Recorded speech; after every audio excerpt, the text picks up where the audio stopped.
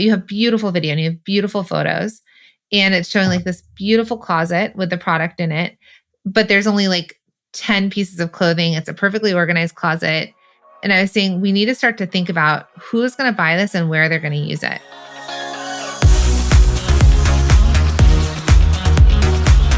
Hi, I'm Jacqueline Snyder, and this is the Product Boss Podcast.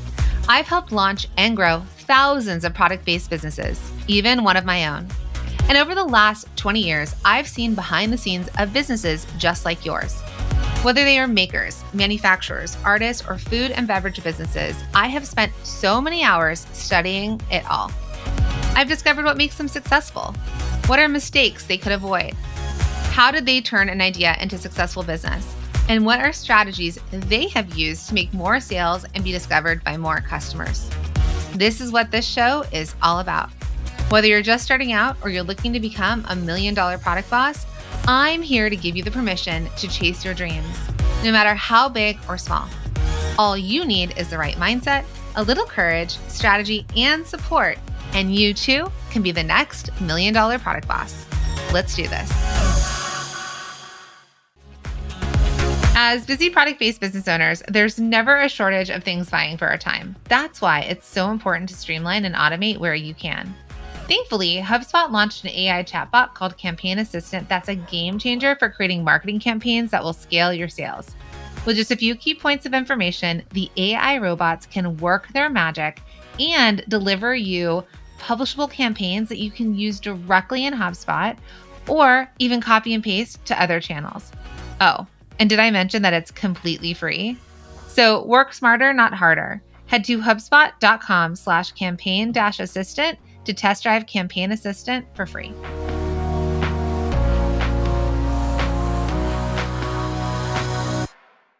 Hey, Product Boss. Okay, so I am going to talk to Chelsea today. She is a student of ours, and she's the owner of Radiant Home Products. She has a great product, but there's a bit of a disconnect when it comes to reaching the right customers and getting them to convert to sales. So in this coaching session, we're going to focus on connecting the dots between the product she sells and who her ideal customer is. So we can look to where we can reach them, and then we're going to audit her pricing, her products, and her messaging. So let's hear from Chelsea what Radiant Home Products is all about. Radiant Home Products, I would say, is a design company that focuses on combining form and function for the daily products that we use in our home. And it really started with this Tree of Life hanger, whereas like all the hangers out there are either plastic, which there's too much plastic in the world, or they're wire, which, also can't be recycled, are really ugly, bad for your clothes, or they're just really plain wood. And in my search for trying to find a hanger that would meet my needs as a woman, I just couldn't find anything I wanted out there. But what I did find were a lot of really expensive hangers that didn't do their job very well and also looked really ugly and plain. And that was kind of what started the inception. I was like, if you're going to pay $90 or $100 for a single hanger, it should at least look cool, right? And that's kind of what sparked it. And that's when I sat down, I drew the Tree of Life hanger, and I went, oh, this is actually really great. I should make this. And so now it's kind of expanded to a lot of other products. I do coat hooks and coat racks and jewelry holders and that kind of thing. And I would love to continue expanding, but I also know that I need to kind of focus on starting to sell the things that I do have and kind of honing in on my bestseller, like you guys talk about and coach on. And so that's kind of where we are today, is for me trying to figure out who my ideal customer is. Because in some ways I am my ideal customer, where, I created this product for me because I wanted it, but I also have the advantage that I make them myself. So I have a closet full of my beautiful hangers that I made myself, which is fine. But I'm maybe not quite, I think if these had already been on the market, I may not have bought them or spent the money on them. But I do have customers who have bought them and spent the money on them. And so I'm a little bit like, I'm not quite my ideal luxury customer. Like, I have a nice house, I drive a Tesla, like I have expensive things, but I'm not truly in that luxury upscale market. And that's where I'm struggling because I'm not quite sure how to talk to them. I'm not quite sure exactly how to hone in on my niche. And I feel a bit stuck. Right. The reason why I think part of the reason that we're feeling like it's luxury is because your Tree of Life hanger starts at about $35. And so the cost per wooden hanger, and they're carved and they're beautiful. So if anyone wants to come take a look at it, they're beautifully carved, but they're $35 each. So, and if you know what my closet looks like, I would, need $1 million probably with all the crap in my closet. But my question to you is, are you hand making them yourself or are they manufactured? No, I am working with manufacturer. I think if I made them myself, I'd have to sell them for like $150 each. Okay. So my question also is then the price point. Are you working within this price point that they are, we don't have to say it exactly, but that they are marked up correctly, or are you? So where I am right now is I'm buying low quantity. So I've been working with my manufacturer. I have the pricing for if I were to buy up to 5,000 hangers at a time. Right now I'm buying either 200 or 500 at a time. So it is a higher price point. And I'm air freighting everything in. So that makes it more expensive. So right now I'm coming in at about $9.50 per hanger. So I'm not quite where I should be now. But as I grow, the price is going to come down and then I will be where I need to be.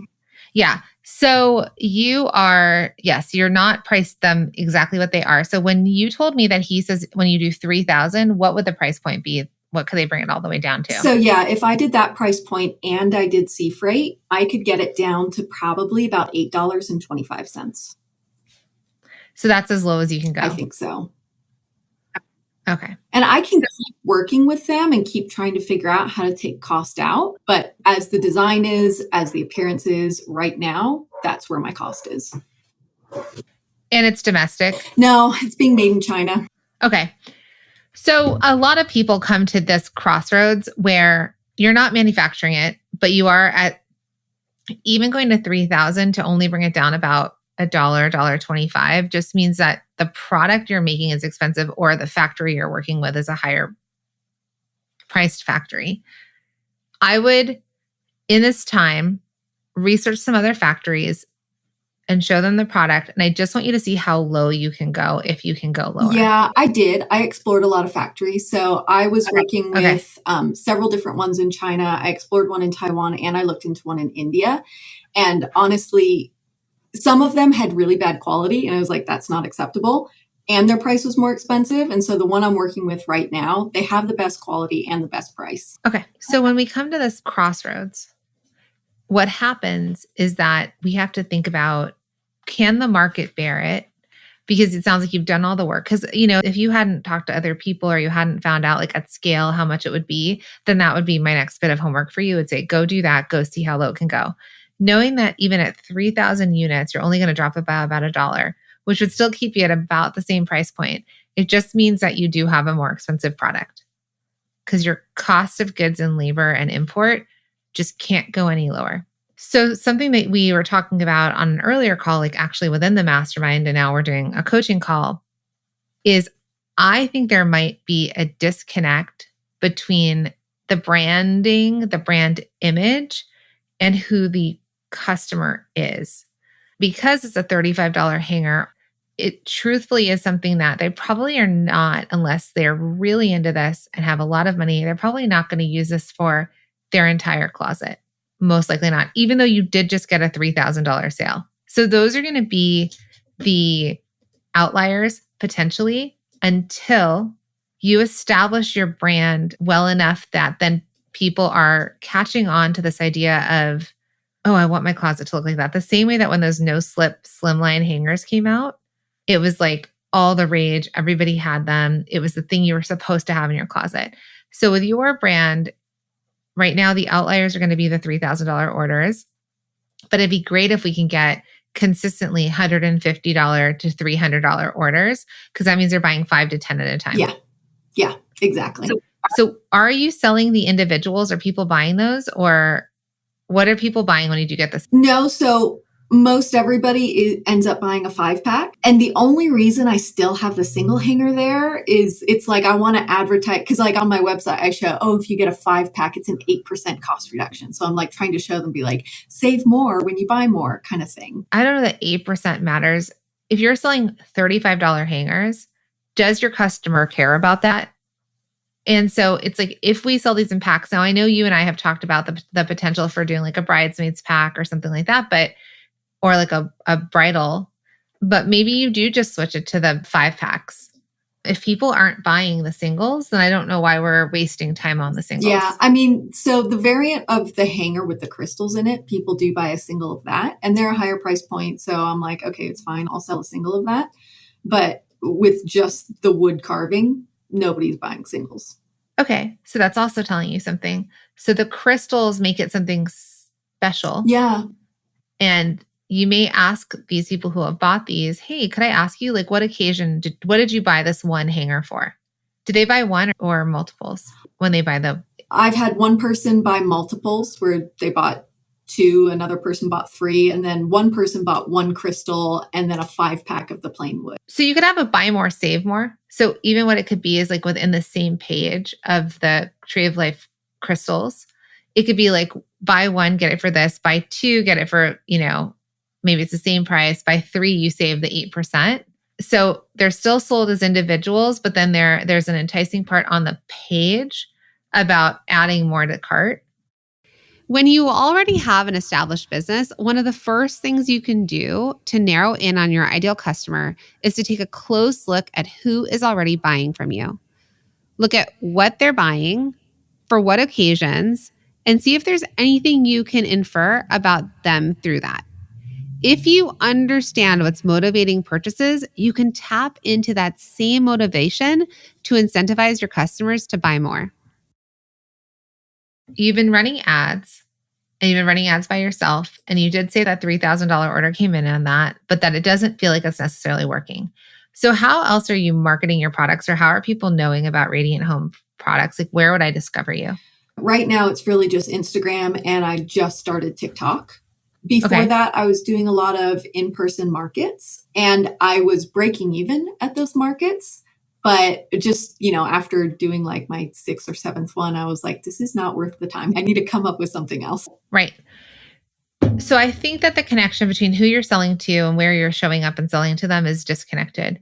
So from a Facebook ads perspective, I'm glad that you took the leap and tried it. You have almost 10,000 people that follow you on social. So however many of those people are your ideal customers, I'd love for you to start to think about content to pull them off of social and onto an email list.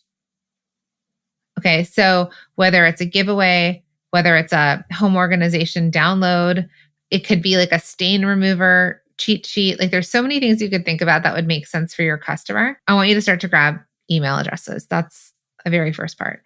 Second thing is, instead of focusing on these in-person pop-ups, is maybe instead, I can see your stuff at museum stores. I've helped clients before get into those kinds of stores because they're artistic. So they have either local makers, or like I've talked to you a little bit about the Tree of Life could be great for a wedding. And I think about it for like a Jewish wedding, but it could just be a wedding. And I'm just going to say that temples or museums have stuff that they sell.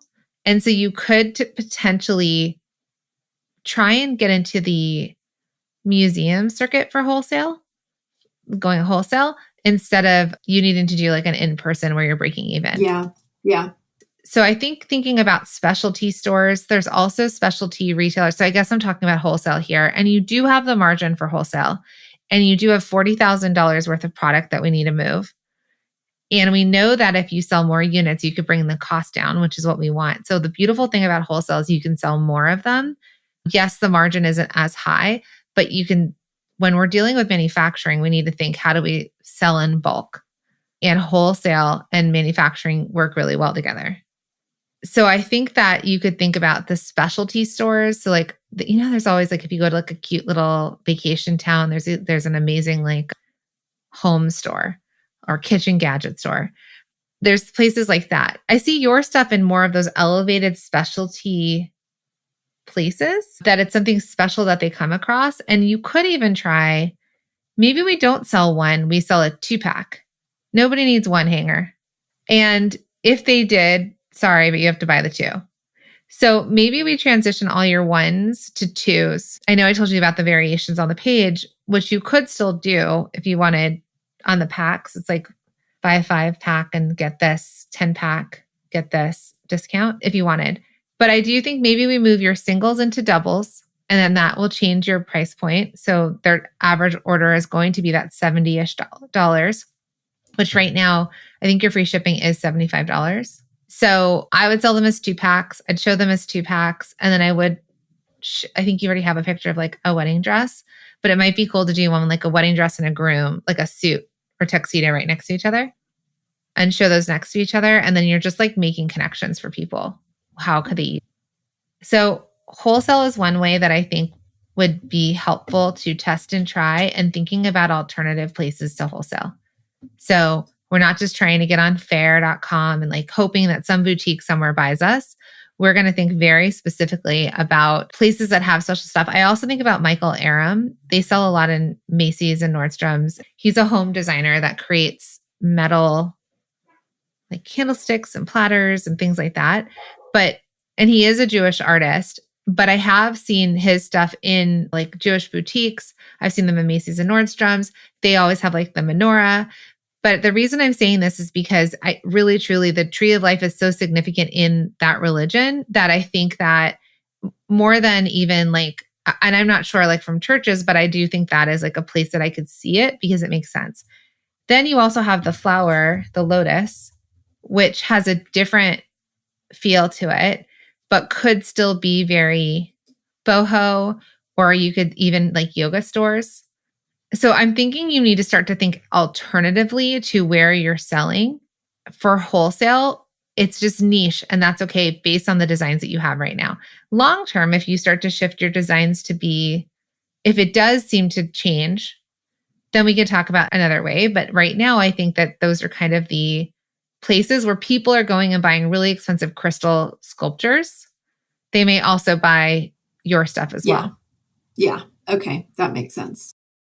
When you know who your ideal customer is, you can start to ask yourself questions like, where would my ideal customer shop? What situations are they buying my products for?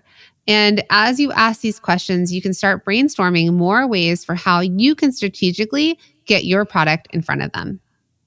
So going back to the connection of the customer, there either has to be a visual as to why they're buying your stuff, because I was saying that the video, you have beautiful video and you have beautiful photos, and it's showing like this beautiful closet with the product in it, but there's only like 10 pieces of clothing. It's a perfectly organized closet. And I was saying we need to start to think about who's going to buy this and where they're going to use it. And it might be for a woman who lives on her own that wants to treat herself. And we have to give her like the examples of that, which I think is a little bit like where you're at. But I want you to actually go back in and maybe do some market research with your actual customers. People have already bought from you, and I want you to contact them and say like, hey, how did you find us? Did you buy this for a special occasion, or did you buy this for a place in your, like a certain closet or for certain clothes that you own? I want you to like ask them, and you can gift them. You can say like, and when you respond, I'll give you a $25 gift card, for example. And so I want you to start to talk to your customers that have bought and understand from them. You might want to ask them how much money they're making. Like you could also ask them where they are located, how they discovered you, and like ask questions about the use of this product. You might be surprised by some of the stuff you're hearing. And also based on I could be completely off base, right? I'm just telling you stuff from my own brain. So it might be that they are making 50 to 100,000, but they're single. You also want to ask single, married, children, ask that part. They're single. They are business professional. They want like a really nice closet. And we also want to ask their age and probably gender, how they identify. Because what we want to do is be like, okay, women are buying this. They're 35 mainly. They're single and they're a working professional, and they're using it because they really want to just like upgrade their closet. Yeah. Yeah. Okay. So the one woman who did place the really big order, what it was is she bought 60 of the size small and 50 of the size large. And I did a little bit of sleuthing and stalking. And she's married, lives in a really nice house. Her husband is high up in the military and teaches at a university. She's retired, so she's much older. And like, I can only imagine if you buy two different sizes, like she bought some for her and some for her husband. And so I did some sleuthing, but I have not actually reached out to her and been like, what inspired you to buy this? Like, what was Well, good job though. It's like my mom when she would sell on Etsy and she'd be like, so this person, ordered my stuff and they live in Connecticut. I'm like, Mom, but it's customer research. So knowing who she is, then we know that like if she is retired, then she's probably in her 60s to 70s, just based on US, we retire at 65 supposedly. She wanted to buy 50 of them. So to me, that sounds like she's doing an entire closet. And you said she bought the two sizes. So that's the other side of this. So I know you're trying to run meta ads right now. You were doing Facebook ads, but we also need to decide, is your customer hanging out on Instagram or are they Facebook? Because if we have a customer that's in like, let's say the retired age, then they're probably not scrolling Instagram and clicking and buying. No, they'd probably be hanging out on Facebook more. On Facebook, checking out what like their kids are doing in college or grandkids or whatever. So that might be one thing is the further we start to identify who your customer is, like where are they actually hanging out? Yeah. And I might have to try and do some research. I don't know if Meta will tell me if my customer saw the ad on Instagram or on Facebook. I have to look in to see if I can get that granular level of detail. Okay. The other thing you may consider is Pinterest as a place to advertise versus Instagram. Yeah. I've been thinking about Pinterest. If you're going to do ads or you're just going to post, Pinterest is a place where people start to search for ideas and they start to try and figure out. So actually funny, it's suggested for you, dressing room closet. Dressing room closet is a good thing for you to think about, right? Because dressing room closet means it is a room that they hang out in and a closet. Yeah. That because like I've always been thinking about walk-in closets, but I hadn't thought of the term dressing room closet.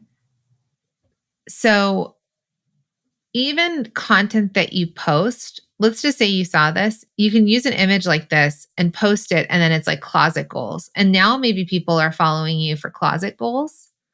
And you just try and make sure that it doesn't have hangers. We can't tell if those are your hangers or not. And even a home organization, right? So even this one where it's like a makeup corner, all of it can be based on these like beautiful spaces that women are living in. And it's like goals for them that they wish that they could have like that whole rack with their shoes or all their makeup out or whatever. She also would be your ideal customer. I think Pinterest might be a cool place for you to, one, get inspired, two, find content, and even potentially influencers, because a lot of these are bloggers that talk about like their closet makeover. That would be being able to work with influencers. And then also finding images, you can always tag them, or find them on Instagram. But finding images, tagging, and resharing, and then people might start following Radiant Home until you have your own content for what they need, want, and desire. So what they desire is to have a beautiful closet or a beautifully organized space. And so if you can just start to share that content with them, that resonates with your customer, but then it reinforces your brand. Even though I know they're not your images, it's still the kind of customer you want. And then you're a solution for them. Does that make sense? Yeah, definitely. Yeah, I had just dabbled. I dipped my toes into Pinterest, and I think I made like 4 posts and then didn't do anything more. So I need to renew my efforts there. You can, but you can also, so I'm going to flip this for you. Instead of you having to make anything new, you could actually just start to, so Becky Owens, if I can ever get her to design my house, so if anyone knows her, just let her know. She's an interior designer. And I follow her on social. I love her aesthetic, all these things, right? I'm just like, I love her and I want to one day hope that she can design my house. So she has ones that she's created. So if you follow her, she has her own product, her own stuff that she's created. But she's also, you can also see what they've saved. So something that when I follow her on Instagram, and even when I follow her on Pinterest, let's say, they're not all hers. So because she's an interior designer, she's more or less like curating images that if you follow her on any of these social content or any of these content platforms, some of it is hers and some of it is not hers. So you can look at her projects as an interior designer, but then you can also just look at like really cool exteriors that she likes. And these are not hers, but they're inspirations. So if you work with Becky Owens or you follow Becky Owens and you're like, what is she like? Because I love her aesthetic, you can come find it. So it's the same idea for you.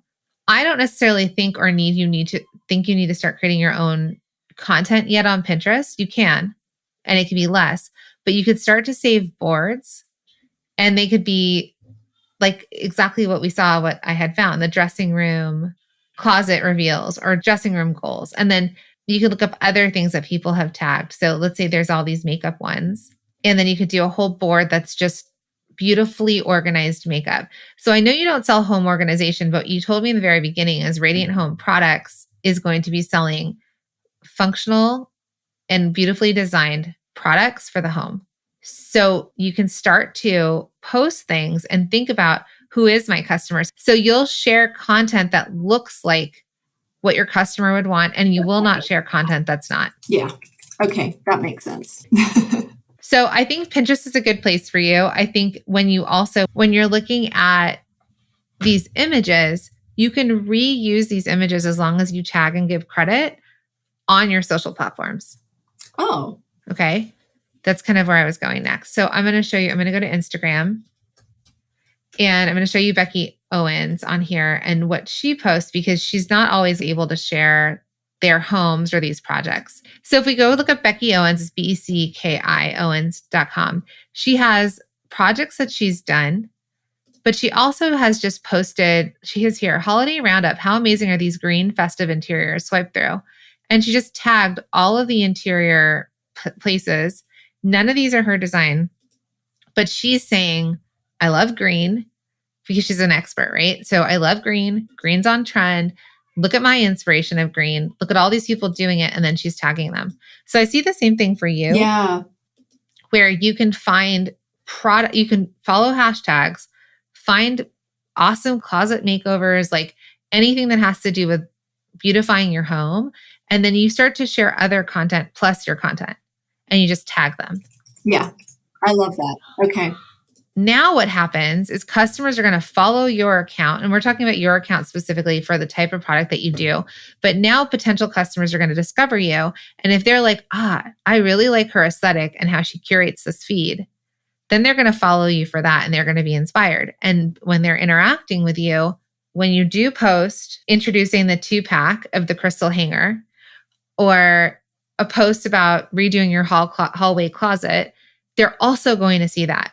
So they know Radiant Home Products. Oh, I follow that company. I follow because look at all the like really beautiful interiors they share.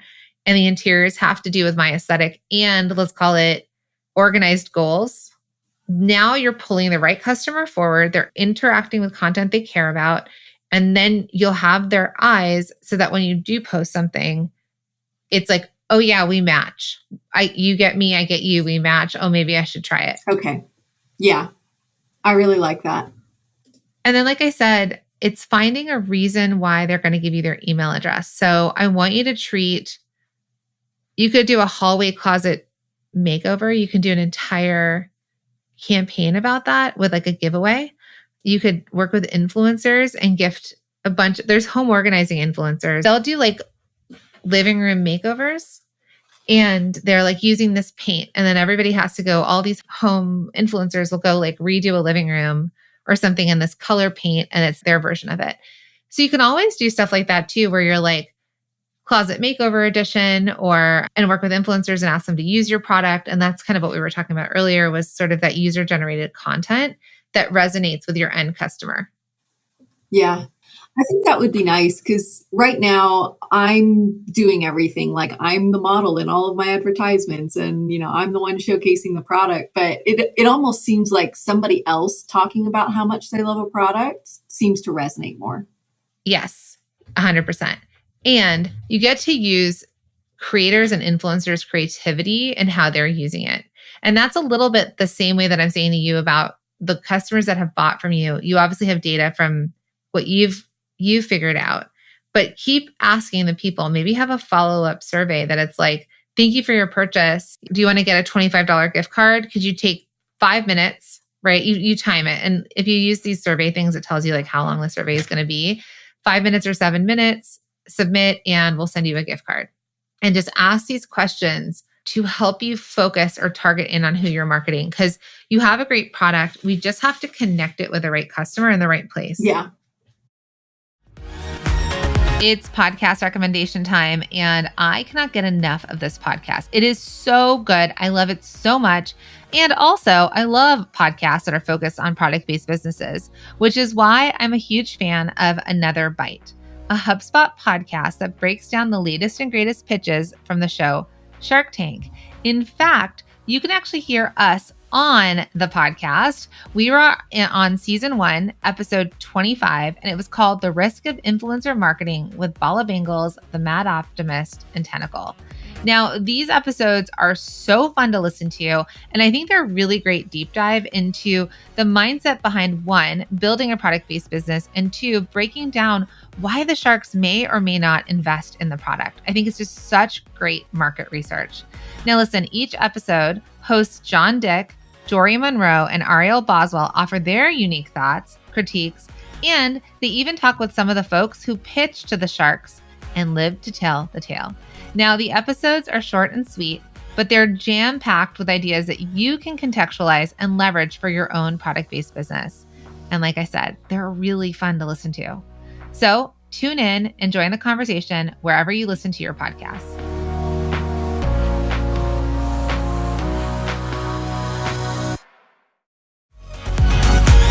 Hey friends, are you unsure of what to say on social media or what to even send in your weekly emails? Well, what if creating content could be easy? Would you be looking for a shortcut to creating consistent content? Yes, consistent content, because you know consistency is key. Well, let me tell you, you are not alone when you feel like you're struggling on what to post or what to write in emails. And we know that you have that product part of your business down. But as you're listening to this podcast, you probably already know that to get more people to your products, to buy your products, you need to create great content. Oh, I know. I keep saying content, and that's the dreaded C word. And we can't tell you how many product bosses tell us that they want to create great content for their audience and their customers, but they don't know what to say, or they are so busy they can't find the time, or they really, really, really don't want to be the face of their brand. Well, no worries, because that's exactly why we created A Year of Content. It is your shortcut to creating consistent content that resonates with your audience and brings more loyal customers who can't wait to buy your products. If you want to see how easy this is and how easy it is to create content for your audience and your customers, head to www.ayearofcontent.com.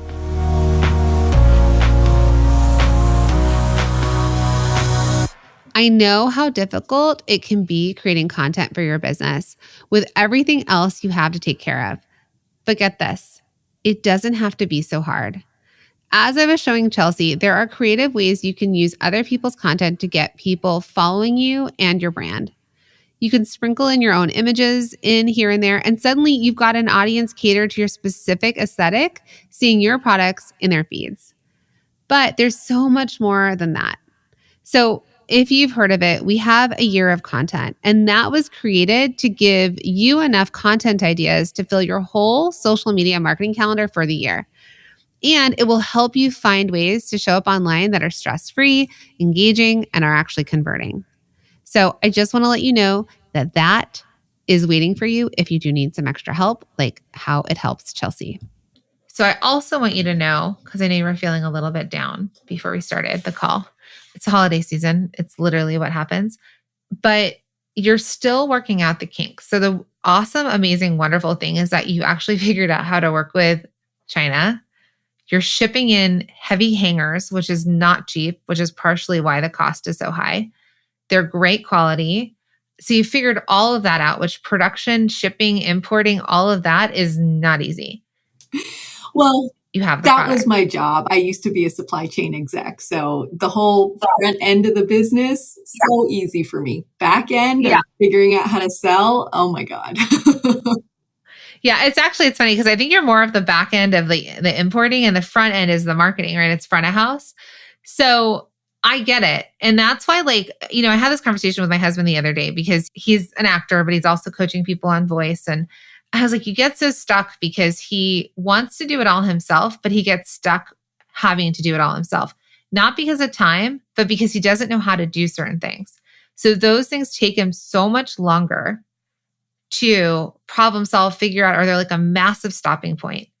Instead of, can you hire someone to handle this part for you so that you are in your zone of genius and someone else knows how to do the other side that is their zone of genius? So I just want you to think about that with like, you're going to learn marketing. You're doing a great job already. Your videos, your images, like you're good with all of that.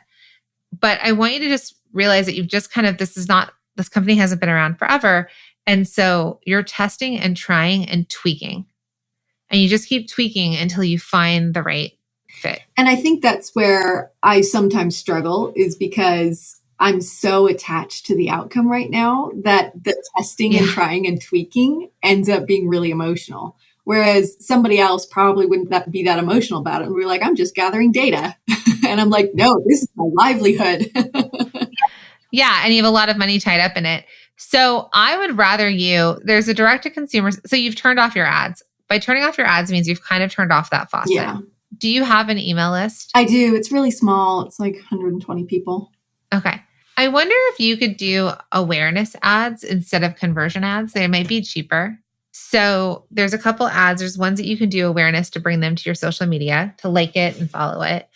But it might just be more of like an awareness campaign that people start to know, because when they start to know and follow, you can do organic stuff. And I mean, that might be good because I guess one of the things I struggle with is there's very few people in this luxury hanger space. And the few people who are in the luxury hanger space don't do ads. So my initial thought was like, well, what are other people doing? Can I copy them? And I was like, oh, there's nothing to copy. That's why I actually feel like wholesale is a better world for you, because people are walking into stores and they're looking for interesting things. You're in a space that, like, when I did Cuffs Couture, people didn't even know, or I had a client that it was called Sleeping Beauties, and they were sleeping bras because they had studied and said that sagging happens when you don't everyone go buy a bra right now. But like their thing was you should sleep in a bra because otherwise your sagging is worse when you're sleeping. There was a whole bunch of stuff that different people came to me up. Like whenever with my coaching, what's funny is like there's always trends. So like in this one season, I had nothing but people trying to correct sagging issues with all different types of product. Other times it was like men's swimwear. So there's not an awareness to type in luxury hanger. Does that make sense? And same with sleeping bra. So the problem has not been presented. So I remember this one client, she spent $10,000 we spent like $10,000 on making the product, $10,000 on SEO to drive people to her website. But would have been better is spending on PR or brand awareness, telling people this is a problem. I've got your solution. So people didn't even know there was a problem that needed to be solved, or that was the thing. And obviously typing in bra or lace bra is irrelevant.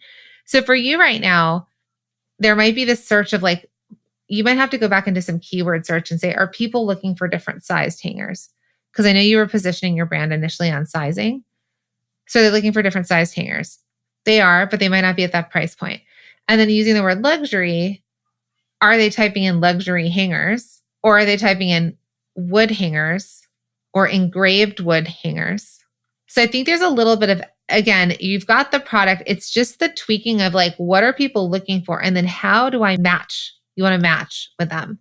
And so we want your stuff to be at the end of the rainbow for them. Yeah. And that makes a lot of sense. I think when I first started this journey about a year ago and I was trying to find hangers for me, I tried typing in women-sized hangers and that didn't yield anything. But then when I finally discovered, they're called petite hangers. And I was like, I'm not a petite woman. I don't buy petite things, but the hangers are called petite. And so it's like, I only found that by getting to like the 10th page of Google, And same thing though. Are we typing in petite hangers?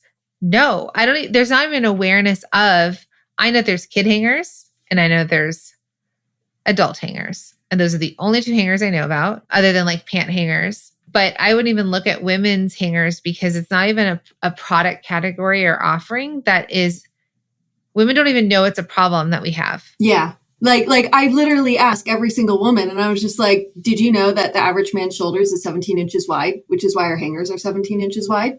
And did you know that your shoulders are only 15 inches wide? And none of them, like, never even thought about it. Right. So you have to actually take a position. And so now we talked about initially you were phrasing this product as different size hangers. I think if that was the route you were going to go, we could have done this in a much cheaper way. I know. And it's so true. And I do. Like when I focus on that as the problem, the solution is not this incredibly beautiful carved hanger. I could get a $2 hanger solution for that. Correct.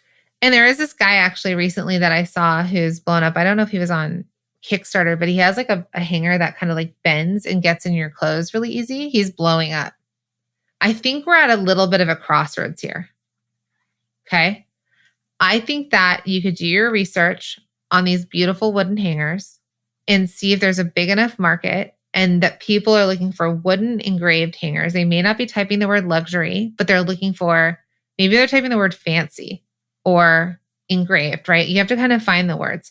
And then you're going to position yourself in all the ways I've taught you right now in terms of like being in the specialty shops. Another place you could also sell, even though they do get them wholesale and at cheaper prices, but potentially even boutiques, you can sell them mass amounts at a wholesale price for them to use and hang their own clothes. So it's just like another category. But I think you need to go into places that have already the right customers positioned. I do believe museum shops or art museums in general, places that people who are getting married would potentially go. Small bridal boutiques that maybe the bridal boutique wants to buy it and gift it to the person with it on. It might have to have certain grippies, but you could problem solve for that. Photographers of bridal, that's at that edge. And then the other side is where are your customers, if they're 65 plus, they maybe aren't shopping all the time for new clothes, but they want to have like a really nice closet. Then you also have to figure out where are those people hanging out? Who are they following? What are they searching? Is it on Pinterest? I don't think that they're on Instagram. And so you're just going to have to start to connect it and see if when your messaging tightens up, that it does connect with the right customer. The other side is that you start getting quotes on smaller hangers that are cheap. And you also, because you've problem solved this, look into what would it cost us to create like those normal hangers that are, 12 packs or 24 packs at different sizes. But then you end up in a more competitive space because the hanger people could just do it. Yeah, they could. And I mean, so I'll show you this. I actually made this one. So this is kind of the new variant that I'm going to be launching in a couple of weeks. And this is a lot cheaper because it's so much less carving. So it takes so much less time to make. But even though it's a lot cheaper, by the time I get landed costs, they're still $5 a piece. So I was going to sell these for 20 each, which is a lot more appetizing, I guess, or like appealing of a cost, but they're still not like that cheap. Yeah, but 20 does seem a little bit easier for like, 4 for 100 or no. Oh my God, look at me, my math. 5 for 100 or even 6 for 100, if you want to sell more. But I think I'd like you to try this idea of starting to just position your brand with those, like kind of what I was showing you on Pinterest. So these kinds of images, following along like a Becky Owens, where she's posting images that deeply resonate with your customer who we're sort of starting to figure out. I don't know that I would use the word luxury because people who can afford luxury aren't even typing in luxury. And that was kind of why I ended up calling my hanger a designer hanger, because if I type in designer hanger, there are some results that come up, but it's not like a ton. And I was like, well, it's a bit different. And it really is designer. Like there's a lot of effort that went into making this the best hanger ever. So a place that you can always look is on Pinterest, because Pinterest is the second or the third biggest search. So you can do your research on keywords like that. There's a lot of people on Etsy that do like the basic hanger, but then they just engrave words on it. Mm-hmm. Are you on Etsy? I am. Yeah. Yeah. How does that go? That's actually not bad. So I make a jewelry holder. It was originally made to be a jewelry holder, like for necklaces, and it's the same tree of life. It's very similar style to the hanger, but meant to be a jewelry holder. And then one day I hung dried flowers on it, and that's taken off. So that's my best seller on Etsy. But I sell like 2 of those a week, maybe on Etsy. Okay. There's another app called Answer the Public. Now, we go into how to use things and do things inside of Multi-Stream Machine. Like there's a whole section on SEO and figuring things out. But I'm just going to, like, if you go to Answer the Public, what it does is you get like 3 free searches and you can discover what people are asking about. So you can type in keywords, a topic, a brand, a product, and it'll actually give you this like graphic. So for example, if I typed in like the word marketing, they have this example of the questions that people are asking are marketing for small business, where marketing can be applied, marketing without data, can marketing make you rich? So it shows you different long tail keywords that people use and then the search about like how many people are searching it. And so this might be another way for you to think about how do I find the words they're using? Because when I did this with my business, I had in my designer consulting co-op business, I said, helping you build a brand from the ground up.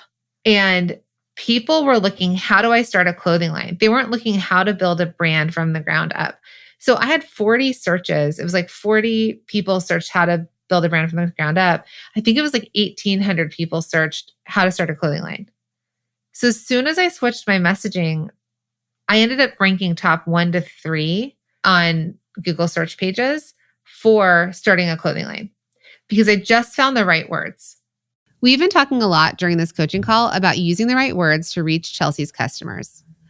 Are the hangers small, women's, or petite? Are they designer or luxury? These might seem like small things, but the words your customers use are important because that's how they're going to find you. People who are into luxury items probably aren't searching using the term luxury. You have to do some research and discover how your ideal customer would describe your product, then reverse engineer your marketing from there. So that is another bit of the play that I want you to kind of play. Don't put the pressure on yourself. Next year, the beginning of the year, people are getting into home organization, how they're going to kick off the new year strong. So there's still time to sell to people in that time too. Right now, as you're going through the holidays, I want you to email. I want you to connect the dots. I want you to give them reasons that they're going to buy it right now. But then you're just going to keep working on it. And we're going to sell the $40,000 worth of hangers. Like that's inevitable. We just have to find the thing that's still missing. But how can I help you sort of have a plan to walk away that you're not feeling overwhelmed, but you're feeling inspired? All of the things we've talked about are just so doable. And I think if I just take a step back, because like I'm spinning my wheels, I'm like, I keep doing these things that aren't yielding results. And it's like, okay, let's wipe this slate clean. Let's start again with these different things that we've talked about. I can definitely do that.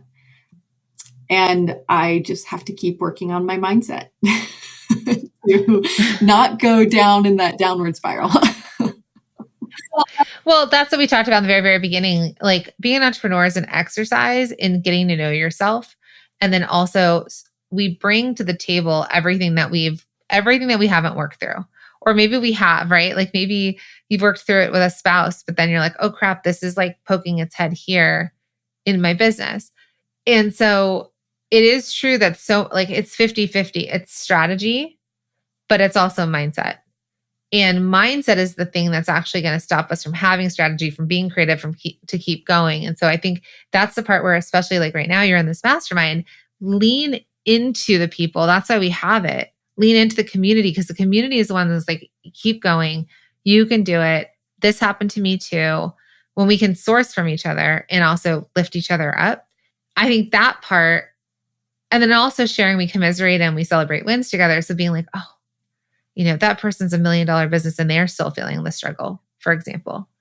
And then strategy wise, I want you to just implement what you think you can. And then you start and give yourself, I think 30 days is too little. I'd say 60 days to try something and let it go through. Ad companies ask for 3 months to work it all out. And that's actually really helpful for me to hear because I think I had these unrealistic expectations of like, I'm going to do ads and in 3 weeks, I'll have it all figured out and be making crazy sales. why we pay so much money for ad agencies, because they know what they're doing. Mhm. What do we know? Nothing, like literally. I'm like, please, I will make you any product you want and I will find you the best supplier in the world. Just please don't make me sell something. Says a lot of product bosses. I think that's going to be a mindset thing I want you to work on. I've created an amazing product that's going to solve so many problems or meet the needs of people. And that's why I created this. So it's not doing them a favor, but sort of like I am doing them a favor by making them aware of the solution I have for them. You were them and you wanted the solution, but no one made it for you. So now you're serving your customers by coming up with this beautiful solution. You have different sizes. You've thought it all through for them. So now it's, instead of feeling like you're selling, you're making things easier and better. You're helping them. They may not live in the perfect house that they want. They dream of a big house, but they at least have a beautiful closet. So find the love for them and how your product is something that is serving, and it might get better, but the selling part. Yeah. And I think that makes sense. I have been very focused on selling, not necessarily serving. Yeah. And that's why I said about like the opt-in or posting these kinds of images. That is the serve. I forget who said it. I don't know if it's Gary Vee, but it's like serve, sell. So how can you serve beautiful images? That's something like I would follow and save because I want my closet to look like that one day. Or a tip for organizing, or how to press like jackets, how they get like weird bumps if you have them on the wrong hanger. You may also do tips of like how to solve for that. And then your solution is get a better hanger. But if it's like that, this is how you steam it, right? If that is where you want to go with it, and then you see what resonates, but you give it time to play out and you see what resonates with your customer. And that's the serving part. The sales will come. They just will. It's part of like the karma bank. Maria, who used to be in our marketing team, was like, it's part of the karma bank. Give. You're giving. And then the bank of karma will then eventually yield the sales you're hoping for. Yeah. Okay. I love that. I love that as something to focus on and think about. So I think you'll, listen back to this. You'll go through it, get inspired again. I don't want you to take away from a week ago. You were like, I have a huge win. I just got a $3,000 order. And it was right after you changed your website too, mind you. You like flip things around. So people are listening and they're like, I would love it. So it's nuts because like when grass is always greener. So you've made this huge order and now we have to figure out how do we make this whole thing repeatable and how do we attract that kind of customer and get more of those? Okay, so stay on that high. Okay. You're just in the problem solving part. All right, Chelsea, thank you so much. So if our listeners want to buy from you, which they should, and follow you and support you, how can they connect with you? So the company is Radiant Home Products. So it's radianthomeproducts.com. And then on Instagram, I'm at Radiant Home Products. And then I also just opened a TikTok account, and that's also radiant.home.products. Are you doing TikTok shops? Yes, I am. Awesome. So we can all go buy off of TikTok. Yes. All right. Thank you so much. Thank you. I really appreciate it.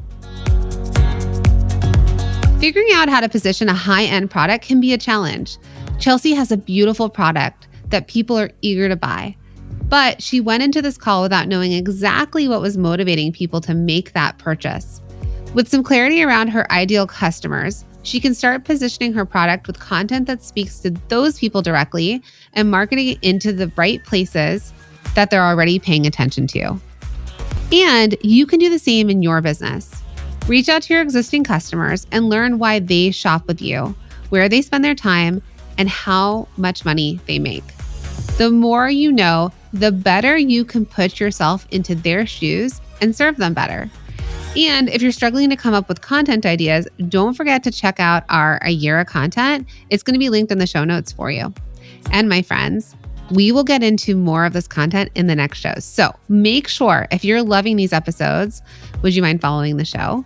And if you love it, leave me a review. I'd love to see your feedback, especially on these new coaching episodes. And I'd love to also hear from you on Instagram. So send me a message. And remember, my friends, action takers are money makers. So I will see you in the next episode.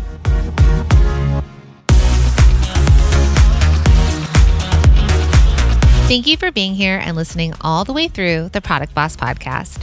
If you love our show and it has helped you in any way in your business, would you mind doing 2 things for us?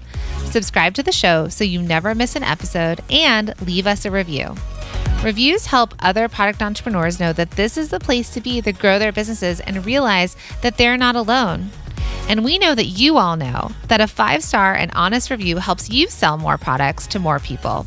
So you know that your reviews help us reach more listeners around the world. Remember, what we give is what we receive, and we are all about helping each other in the Product Boss community. We are all in this together. We would be so appreciative of you if you could take the time right now to subscribe, leave a review, and even share this episode on social or someone you know so we can impact more lives. And remember, subscribing means that you will get notified each time we release a new episode so you never miss a thing. You have helped us grow and climb into the top 10 of all marketing podcasts, and together we can keep climbing. Thank you, friends. And remember, there is room at the top for all of us.